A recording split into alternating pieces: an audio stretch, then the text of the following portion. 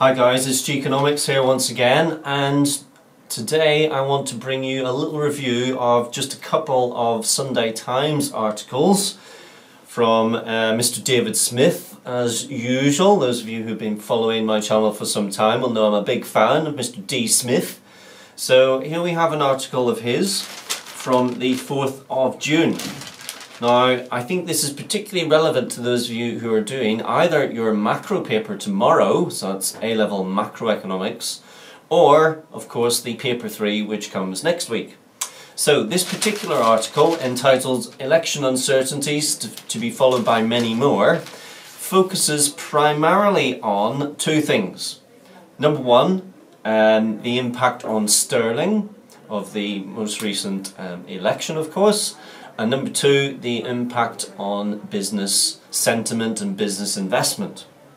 So just a few things to point out with regard to this particular article. First of all, there's a chart there and it shows the UK sterling performance against the US dollar since 2015.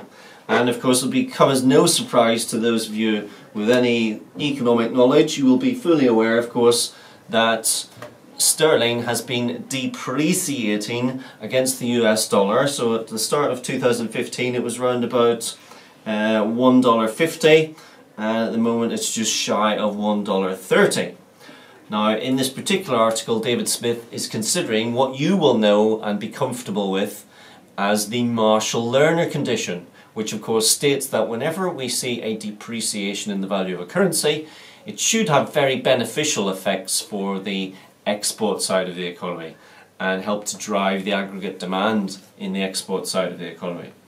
Now, that has not happened, and indeed David Smith is saying here, he's saying that in spite of sterling's devaluation and a stronger global economy, particularly if we think of our neighbours in Europe, of course, where figures released last week were very, very positive for Europe, in spite of this, UK exports are not flying off the shelves and out of the production lines and so on. Now, he goes on then to explain why this might be the case. And he says, for example, exports cannot be turned on at the flick of a switch. Developing new markets, exploiting existing ones, requires investment, sometimes considerable investment. And doing that when future trading arrangements are so uncertain with Brexit, the election result, etc., that obviously becomes more and more problematic. So that's the first point really with regard to this article. And then the second sort of more interesting point on this one is in the little PS section at the end of it, which talks about consumer debt. And in the earlier section of the article, David Smith talks about the rebalancing of the economy, trying to move away from the position that we have in the UK, very much so, where C, consumption, is the driver of AD. How can we possibly move that and have that more evenly spread amongst I, G, X minus M, net exports and so on? And so in this particular section, David Smith is looking at, number one, the slowdown in the housing market, but particularly household debt, which rose to 1.5 trillion in April.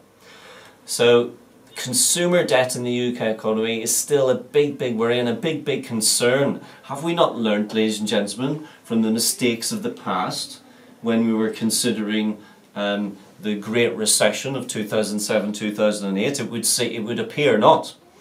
Now, of course, on the one hand, that is good because as consumers continue to borrow, that continues to stimulate the economy. On the other hand, this is very worrying because it was that very willingness to take loans and to take on debt which contributed to and exacerbated the Great Recession of 2007-2008. So David Smith poses the question at the end: how will consumers continue in the future given the squeeze on real incomes? Now, you know that wage growth is fairly static, but now we're seeing the pickup in inflation. That pickup in inflation, as you know, 3.1%, that then reduces the value of real wages. Then that reduces people's ability to service any existing debt. So it's a very interesting article, ladies and gentlemen. And again, we've got the on the one hand, on the other hand sort of discussion going on here. So that would be, again, very useful for you in terms of any macro evaluation or indeed synoptic paper evaluation next week. So I'll put in the description below the link to this particular article, and I hope your revision is going well. Bye.